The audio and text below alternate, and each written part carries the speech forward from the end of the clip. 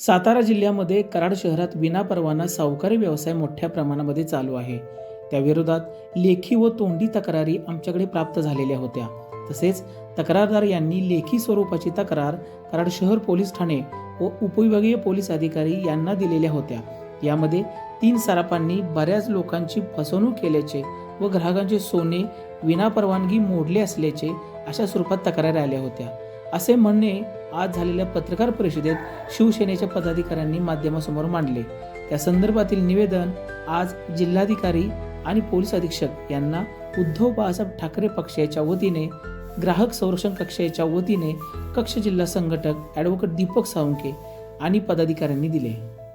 अखंड आपल्या हिंदुस्थानाचे दैवत श्री छत्रपती शिवाजी महाराज, तसेच हिंदू हृदय सम्राट श्रीमान बाळासाहेब ठाकरे व शिवसेना पक्षप्रमुख सन्माननीय उद्धव ठाकरे साहेब, तसेच शिवसेना सचिव सन्माननीय अनंतभाऊ देसाई साहेब यांच्या मार्गदर्शनाखाली आम्ही शिवसेना ग्राहक संरक्षण कक्ष, मी स्वतः श्री ॲडव्होकेट दीपक शंकरराव साळुंखे, कराड, सातारा जिल्हा संघटक या आमच्या संघटनेच्या माध्यमातून व शिवसेनेच्या माध्यमातून आम्ही आज सन्माननीय पोलीस अधीक्षक सो सातारा व सन्माननीय जिल्हाधिकारी सो सातारा यांना पूर्ण सातारा जिल्ह्यामध्ये ज्याप्रमाणे सराफ व्यावसायिक आहेत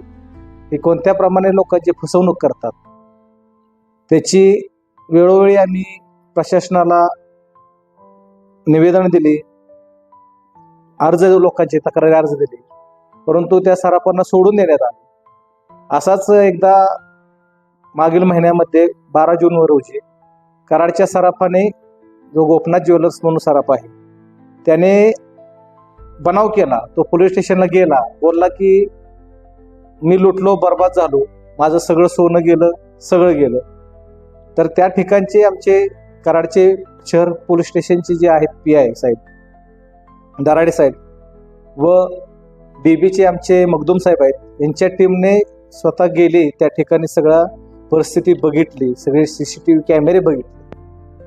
तर ज्यावेळेस त्या ठिकाणी गेला असता जे शटर होतं ते शटर पूर्ण 2 लॉक लावलेलीच होती. ते लॉक उघडली कोणी, तर जो स्वतः सोनार आहे त्याने उघडली, चाव्या त्याच्याकडेच. त्यानंतर ज्या काचेच्या जे पूर्ण डोअर होतं ते सुद्धा उघडलं कोणी, सोनारानंच उघडलं. त्यानंतर आतमध्ये प्रशासनाने, पोलीस प्रशासनाने त्या सोनाराला घेऊन आतमध्ये गेले. आतमध्ये गेले असता जो कोड नंबर असतो तो कोड नंबर फक्त त्या सोनाराकडेच असतो, इतर कोणाकडेही नसतो. तो कोड नंबर जो कंपनीने दिलेला त्या सोनाराला आहे, तो कोड नंबर पोलिसांनी विचारणा केली असता सोनारानं सांगितलं की तोच कोड नंबर सांगितला. त्यानं दाबलं आणि त्याच्यामध्ये काहीच नाही असं निदर्शनास आलं. त्यानंतर पोलिसी खाक्या दाखवल्यानंतर त्यानं सांगितलं की मी अशा बऱ्याच लोकांचं सोनं मोडलेलं आहे आणि ते मोडलेल्या सोन्याच्या माध्यमातून त्याचा भाऊ व त्याचे वडील यांचं कोळेर या ठिकाणी गोपनाथ ज्वेलर्स म्हणून दुकान आहे, त्या ठिकाणी इकडचे जे ऐवज आहेत ते तिकडे ते डायव्हर्ट केले जातात. असा हा तिघांचा मोठ्या प्रमाणामध्ये आता ह्या कराडामध्ये मोठ्या प्रमाणात त्यांचं पूर्ण मार्केटला असं नाव खराब आहे आणि सगळ्या लोकांची त्यांनी फसवणूक केलेली आहे. त्याच्यामुळं त्यांच्यावर कारवाई करण्यात यावी. पोलीस प्रशासन त्यांच्यावर कोणतीही कारवाई करत नाही. पोलीस प्रशासनाला ज्यावेळेस हे फसवलं होतं, बनाव केला होता, त्यावेळेस त्यांना 182 खाली त्यांच्यावर गुन्हा दाखल करणं गरजेचं होतं की पोलीस प्रशासनाला फसवलेलं आहे. परंतु पोलीस प्रशासनाने त्याबद्दल कोणताही त्याच्यावर गुन्हा दाखल केला नाही. त्यामुळं तो पुढं अजून फोपावत गेला व त्याने असे भरपूर लोकांचे सोने मोडलेले. आता कसं झालंय, सोने हा ऐवज असा असतो, तो स्त्रियांचा अलंकार असतो. लोकांची काहीतरी अडचण असते म्हणून ते बाबा सोनाकडे ठेवले जाते. सोनाराकडे 1.5% व्याजानं ते पैसे घेऊन जातात व त्याची मुदत, त्याची नड संपल्यानंतर ते सोनं पुन्हा व्याजासकट ते माघारी देतात. परंतु या सोनाराकडे कोणतंही लायसन नाही, विना परवाना हा व्यवसाय पूर्ण करतो आणि हा झालेला मोकाट सोनार आहे.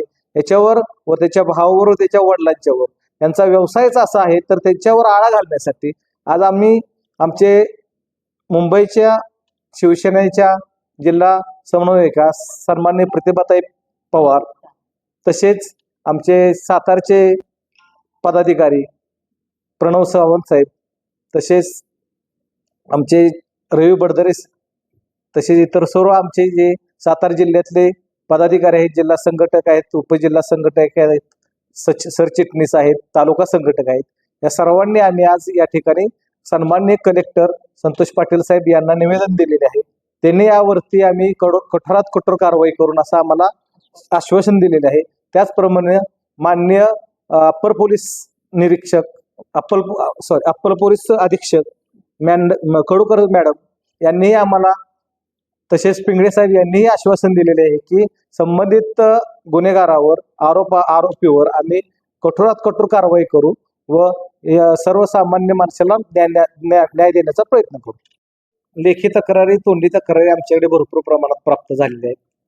जर कोणाला तक्रार द्यायची असेल तर त्यांनी कराड जिल्हा सत्र न्यायालयासमोर आमचं ऑफिस आहे व माझा मोबाईल नंबर आहे 9144 51 7111. यावरती आम्हाला फोन करावा व त्याची तक्रार द्यावी व त्याच्यावर आम्ही नक्की योग्य ते कारवाई केल्याशिवाय गप्प बसणार नाही. जर प्रशासनाने ह्याच्यावर नाही आक्षेप घेतला व त्याला नाही पायबंद मारला तर आम्ही शिवसेना स्टाईल पूर्ण सातारा जिल्ह्यामध्ये आंदोलन करणार आहे आणि रस्त्यावर उतरणार आहे.